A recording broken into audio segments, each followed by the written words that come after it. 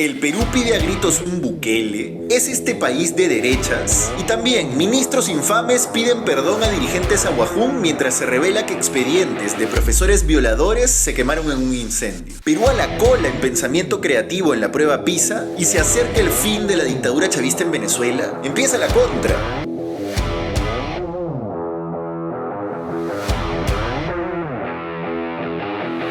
Hola, soy Paolo Benza y esto es La Contra, el resumen de los temas que realmente te importan sin importar a quién le moleste. Se acaba el martes 18 de junio, un día de garúa inacabable en Lima, y quiero arrancar hoy con una encuesta que me dejó pensando. ¿Desea este país un dictador que ponga mano dura contra la delincuencia? 42% de peruanos dice que el salvadoreño Nayib Bukele es el presidente de América Latina que más simpatía le genera, según la última encuesta de Datum para el Comercio. Una diferencia abismal con el resto de líderes políticos de este lado del mundo. Para que se hagan una idea, todos los demás presidentes anotan de 9% para abajo en el corazón de nuestros compatriotas. Claramente aquí hay algo que analizar. ¿Estamos pidiendo a gritos un Bukele peruano para resolver nuestros problemas? Quiero contarles una anécdota rapidito para responder a esta pregunta. Hace más o menos un año me invitaron a un evento de periodistas en Buenos Aires, Argentina. Llegaron colegas de todos los rincones de este continente hispanoparlante. Había reporteros de medios de Colombia, Paraguay, Brasil, Venezuela, el propio Argentina, Ecuador, antes de que ocurriera el estallido de violencia que vimos hace unos meses, Honduras, etcétera, etcétera, etcétera. Un día nuestro anfitrión en el evento nos organizó un asado y comiendo carne argentina, entre copas de vino, empezamos a hablar sobre cómo era vivir en nuestros países. Todos llegamos a contar cómo había zonas de las principales ciudades donde vivíamos que estaban completamente tomadas por las mafias de cobro de cupos. Es decir, zonas donde ya era muy difícil abrir un pequeño negocio sin ser extorsionado. Espacios urbanos donde había guerras de bandas, asesinatos selectivos, etc. Todos teníamos un lugar en mente. Todos lo mencionamos. En mi país también repetimos. Fue uno de esos momentos de coincidencia plena entre seres humanos. Y entonces en un momento el tema se agotó. Y el anfitrión, que era el enviado de la ONG que había organizado el evento, dijo en un español chamuscado: es que está claro, pues, es simple. La democracia le ha fallado a los ciudadanos de América Latina. Hasta ahora me acuerdo de esa conclusión, que era bastante obvia, bastante sencilla. La democracia le ha fallado a los ciudadanos. No ha sido capaz de resolverle un problema esencial a los habitantes de este lado del mundo: poder desarrollar su proyecto de vida sin preocuparse de que los van a matar, sin quedarse esclavos de los delincuentes. En algunos países más, en otros menos, por supuesto, pero la realidad parece enfrentarnos a un patrón. Las democracias débiles de América Latina se han vuelto un poco bobas frente a las bandas que se han organizado en las últimas décadas. No logran acabar con ellas. Y estamos hablando de grupos criminales harto sanguinarios. Ya para aterrizar la anécdota en el Perú, en uno de los primeros episodios de La Contra, les reseñaba cómo al menos una vez al mes ocurre una matanza masiva producto de la guerra de bandas por el control de las principales plazas de extorsión y proxenetismo en Lima Norte, Lima Sur o Lima Este. Una vez al mes, no es exageración. Googleenlo, las noticias están ahí. O revisen de nuevo el episodio número 11 de este podcast. Bueno, este episodio no trata sobre cuál es la salida a esa situación de miseria, que en el episodio que les digo ya ensaya algunos caminos. Este episodio trata sobre entender que si la democracia no es capaz de transitar esos caminos de solución, u otros, no importa, para resolver el problema del crimen violento, va a morir víctima de sus propios votantes. Y tiene todo el sentido del mundo. Tú no puedes pedirle a alguien que vive con miedo de que le maten al hijo que vote por la opción democrática, cuando para esa persona más democracia equivale a mayor impunidad para los delincuentes. Es una ecuación bien sencilla. Los peruanos no quieren un Bukele porque anhelen un líder autoritario, que tampoco es que le genere terror, ojo, sino que quieren un Bukele porque necesitan que el Estado les resuelva las cosas básicas que les debería resolver. Y una de ellas, quizás la más apremiante, es la seguridad. Más allá de los métodos, Bukele le ha resuelto a los salvadoreños el problema de la inseguridad. Ha desarticulado a las maras, que eran las organizaciones criminales más duras y sanguinarias de América Latina. No lo digo yo, lo dijo El Faro, un respetado portal de periodismo de investigación opositor de Bukele hace algunos meses. Vuelvo a insistir, no hablamos aquí del método, sino del resultado. Cuando tu vida corre peligro, la de tus hijos, la de tu familia, primero piensas en acabar con ese peligro y luego reflexionas sobre el cómo. Esa es la forma más humana de encarar las cosas. ¿Quieren los peruanos a su Bukele? Lo más probable es que simpaticen con él porque quieren a un líder que les limpie del yugo de los cobradores de cupos. Ahora, esa es apenas una parte del análisis. Un análisis vale decir que sería imposible dar completo en los 6 o 7 minutos que dura este bloque, pero que vale la pena encarar al menos en sus puntos más básicos. Otra parte interesante del análisis, Otra, creo que es esta. El Perú es un país que se autopercibe más de derechas que de izquierdas. Una realidad que la mayoría de académicos simplemente se niega a aceptar porque no les gusta que sea así, pero que se ve en las encuestas cada vez que se hace la pregunta. Según el sondeo del IDP de mayo, en números gruesos, 36% del país se autopercibe de derechas. Me incluyo. Un poco menos, 30% se ubica en la izquierda y 35% al centro. ¿Dónde tiene más peso la derecha? En Lima, con 41% frente al 21% de la izquierda. La balanza es totalmente opuesta en el Perú rural, ojo, que es 44% de izquierda y 28% de derechas. Pero la derecha es más nutrida en todos los grupos de edad, desde los jóvenes hasta los mayores de 40. Y si lo seccionamos por nivel socioeconómico, como es obvio, el 49% de la B es de derecha. Pero el resultado más importante es el de la clase media, el nivel C, que es 36% de derecha y 25% de izquierda. En el DE sí se invierte, aunque no como ustedes esperarían, 37% es de izquierda y 32% de derecha, más parejo que en los otros. Otro dato interesante es que entre la gente que dice estar más interesada en política, la derecha casi duplica a la izquierda. Pero este análisis es más útil hacerlo de forma extendida, como en una grilla, no solo con 3 cajones cerrados. Para eso es bueno el gráfico que van a ver ahora en pantalla. Como pueden ver, los extremos a izquierda o derecha acotan un equivalente 15% cada uno. El centro-centro llega a 27%. Pero lo que hace la diferencia son las ideologías moderadas, y allí la centroizquierda es mucho más pequeña que la centroderecha. La centroderecha tiene un enorme bolsón de gente no representada en este país. Esa clase media, más o menos globalizada, que tiene claro que para progresar como individuos y por ende como país es necesario hacer empresa, crear riqueza como condición sin la cual no. Pienso, y con esto termino, que esa derecha semipopular está huérfana de candidatos pragmáticos hace muchos años. Personajes que se vendan como tipos que resuelven, que no hablan tanto ni se meten tanto en las sábanas ajenas, sino que resuelven. En fin, esto es apenas un punto de partida para un debate mucho más largo. A ver cuándo abrimos un live para escucharlos ustedes. Por ahora vamos a un primer corte y volvemos con las disculpas de los ministros de Educación y de la Mujer al pueblo ahuajún, los resultados del Perú en la prueba PISA de pensamiento creativo y la respuesta del Ministerio del Ambiente a la ONG que criticó sus números de emisiones de CO2. Volvemos. ¿El periodismo es libre o es una farsa? Sin términos medios. Y para hacer eso realidad, te necesitamos a ti. Hemos creado un Patreon donde tendrás más de La Contra. Aquí podrás suscribirte a beneficios exclusivos y apoyar este proyecto. Encuentra el link en la descripción de este video. Para seguir hablando a fondo de las empresas de las que nadie habla, de los temas que te impactan realmente. Y ya sabes, sin importar a quién le moleste. Te esperamos.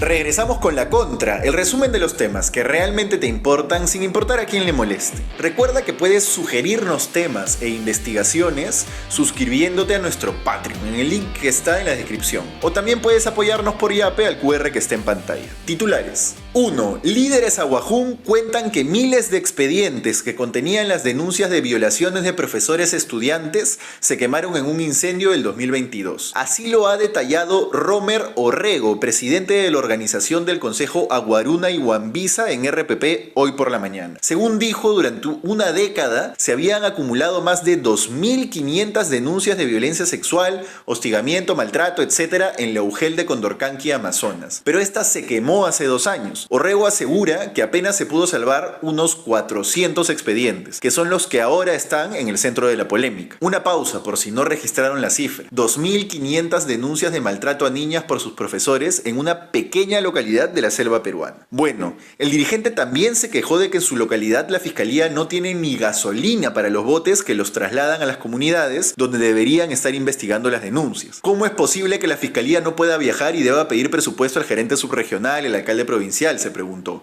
Otra cosa que informó Rego, junto a Raquel Caicat, vicepresidenta de la Organización Regional de Pueblos Indígenas, es que se han reunido con los ministros de Educación y de la Mujer ayer lunes. Ambos ministros energúmenos habían salido a decir que la violación de niñas ahuajún era una práctica cultural y que había que ser cautelosos con las sanciones. Unos miserables. El caso es que según Orrego, les han pedido disculpas en privado. Y además dijo que se han comprometido en ir a Condorcanqui a pedir disculpas en persona. ¿Lo harán o se están creando falsas expectativas expectativas de que los traten con el respeto que se merecen, lo que vendría a ser peor. Al menos lo mínimo que podríamos esperar aquí es que ambos, Morgan Quero y Ángel Hernández, tengan a bien no volver a abrir la boca sobre este tema si es que van a decir estupideces otra vez. Y sobre todo Quero, que ya viene repitiendo el plato de estupideces. Sobre esto una chiqui. ¿Saben quién es el jefe de prensa del Ministerio de Educación desde hace un mes? Eduardo Guerrero, otrora asesor de comunicaciones de Dina Boluarte. Según un parte policial que publicó El Comercio, el señor amenazó a su pareja con quemarla viva hace más de una década. Él, por supuesto, negó los hechos. La cosa es que recordarán que Boluarte decía pura estupidez antes de que decidiera no hablar más con la prensa. Bueno, en ese entonces Guerrero era asesor de Boluarte. Y ahora el ministro Quero dice puras estupideces. Y su asesor es Guerrero. Como que un patrón al menos hay. 2. El Perú en el puesto 48 de 64 países en pensamiento creativo para los escolares de 15 años, según la última prueba PISA. Por primera vez la prueba PISA midió en 2022, además de matemáticas y lectura, etc., la capacidad de pensamiento creativo de los estudiantes de decenas de países. Y al nuestro no le fue tan bien. Anotamos 23 de 60 puntos posibles y somos últimos de Sudamérica junto con Brasil. Chile es el primer sudamericano de la lista. La prueba explora qué también los estudiantes generan ideas diversas y creativas y qué también pueden evaluar las ideas de los demás. Bueno, tiene sentido que en un país tan conservador como el nuestro, el más conservador de Sudamérica junto con Bolivia, donde la diversidad es socialmente sancionada, los niños no estén acostumbrados a pensar distinto. Digo, algo de eso tiene que haber. Y 3. El Ministerio del Ambiente le responde a la ONG ACRENAP, que acusó al Perú de mentir en sus reportes de emisiones de CO2 a las Naciones Unidas. En un comunicado, el MINAM dice que el único reporte oficial del Perú en la ONU sobre emisiones de CO2 que se hizo en 2023 fue el del Inventario Nacional de Gases de Efecto Invernadero. Esa cifra, es cierto, está un poco atrasada, pues es del 2019. Funcionarios del ministerio me explican que lo normal es que hay un desfase de 2 años, pero que recién están trabajando justo para poder sacar la cifra del 2022. En ese inventario oficial del 2019 se especifica que las emisiones de CO2 del Perú fueron de 210 millones de toneladas, mucho más que las 61 millones de toneladas que había dicho la ONG ACRENAP que habíamos reportado. Según el ministerio, esa debe tomarse como la única cifra producida por el Estado, la de 210 millones, y que cualquier otra no debe ser tomada como oficial. Es verdad, eso sí, que en el EDGAR, una base de datos de la Unión Europea que contiene cifras de emisiones de todos los países del mundo, sí aparece para el Perú el dato de 61 millones de toneladas que reportó ACRENAP. Consultados los directivos de la ONG por la contra, no pudieron acreditar qué fuentes habían utilizado para su intervención en la ONU, más allá de esa base de datos de la Unión Europea. Fuentes del MINAM indican que es normal que algunas ONG quieran imponer sus metodologías de cálculo de emisiones para obtener mayor financiamiento. Así que nada, queda todavía pendiente en el debate que expertos independientes indiquen qué cifras y qué metodologías son las correctas. Vamos a un último corte y volvemos con las elecciones presidenciales que se avecinan en Venezuela. ¿Se acaba la era del chavismo o tendrán un as bajo la manga para seguir en el poder? Volvemos. Anuncia en La Contra Podcast la información que necesitas sin importar a quién le moleste.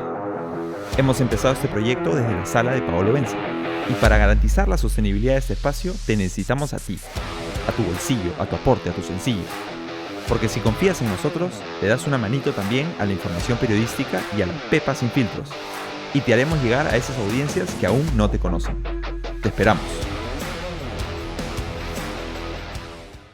Regresamos con La Contra, el resumen de los temas que realmente te importan sin importar a quién le moleste. Recuerda darle like a este video si te gustó para que llegue a más gente y suscríbete a nuestro canal. También puedes apoyarnos por Yape al QR que está en pantalla. Ahora sí, cerramos con un bloque internacional que se irá haciendo costumbre en este podcast. Este es un tema que está pasando desapercibido en el Perú y no sé por qué, si acá la conversación sobre Venezuela es tan importante desde hace años. Pero no se preocupen, que acá en La Contra no nos olvidamos de las cosas importantes. El dictador venezolano Nicolás Maduro podría perder el poder en elecciones democráticas este 28 de julio. Eso si es que son realmente democráticas. ¿Qué se preguntarán? ¿Es el final del gobierno chavista? ¿Por fin los venezolanos van a elegir libremente otro gobierno? Esta es una noticia que está girando en el mundo y que países en exceso optimistas como Estados Unidos quieren que escuchemos. Que a Maduro le está por llegar su fin. ¿Por qué? Porque todas las encuestas de las que podemos tener registro le dan una derrota aplastante contra su primer rival en serio en años, un tal Edmundo González. ¿Quién es? Te estarás preguntando. Para entender quién es Edmundo González hay que recordar a otros opositores del régimen chavista. chavista. Primero estuvo, y seguro se acuerdan, Enrique Capriles, pero no tuvo éxito. Leopoldo López también se enfrentó, estuvo preso, pero tampoco pudo. Juan Guaidó incluso fue nombrado presidente y nada cambió. Y luego apareció otra figura popular, María Corina Machado, también hasta el momento sin éxito. Incluso el propio gobierno de Maduro inhabilitó a María Corina de participar por acusaciones de corrupción durante el gobierno de Guaidó, ese que no reconocen. Todos han sido controlados de alguna u otra forma y Maduro y los chavistas siguen en el poder. ¿Qué hay de diferente hoy? Nada particularmente importante respecto a Edmundo González, hay que decirlo. Este señor es un diplomático venezolano de carrera sin experiencia política real, que es militante del partido de oposición más grande, la Mesa Unitaria Democrática. Pero lo que ha logrado es algo que sí parece sorprender a todos los venezolanos: consenso entre la oposición. A esto se suma que con la penetración de TikTok y el mundo digital,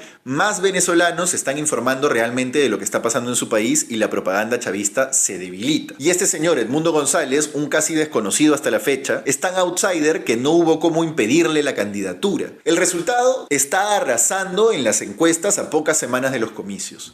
Las 3 encuestadoras que gozan de mayor confianza internacional le dan una ventaja inmensa: 50% en Datincorp, 52% en ORC Consultores y 61% en Megaanálisis. Y Maduro está apenas en 18, 13 y 10% respectivamente. ¿Se dan cuenta? De hecho, hay otras 6 encuestadoras que dan la misma diferencia o más. Y solamente una encuesta da el escenario contrario: 55% Maduro, 22% González. Aún así, la campaña está dura. La oposición denuncia todas las semanas que Maduro y su gente están tramando algo para bajarse esta candidatura, o que simplemente no habrá elecciones limpias, como ya ha pasado muchas veces en Venezuela. El optimismo igual es grande en un país donde se empieza a percibir que el régimen opresor se ha debilitado y podría estar llegando a su fin. Seguiremos de cerca los sucesos hasta el 28 de julio, que ya falta poco más de un mes, y esto afecta a cientos de miles de venezolanos que buscaron un mejor futuro en el Perú desde hace una década. Ojalá pronto puedan pensar, al menos soñar, con regresar a una Venezuela sin chavismo, de verdad. La payasada de hoy es un esnovismo, permítanmelo. Un bulo de que había muerto Noam Chomsky y luego desmentido. Varios medios grandes y periodistas cayeron. Y el chiste se cuenta solo, digo, si saben de qué va el rollo de Chomsky. En fin, eso fue todo por hoy en La Contra. Disfruta, comenta, comparte este video en la noche de hoy o en la mañana de mañana, como más te acomode. Y recuerda, este 29, con permiso de Porky o sin él, nos vemos en la Marcha del Orgullo. ¡Chao!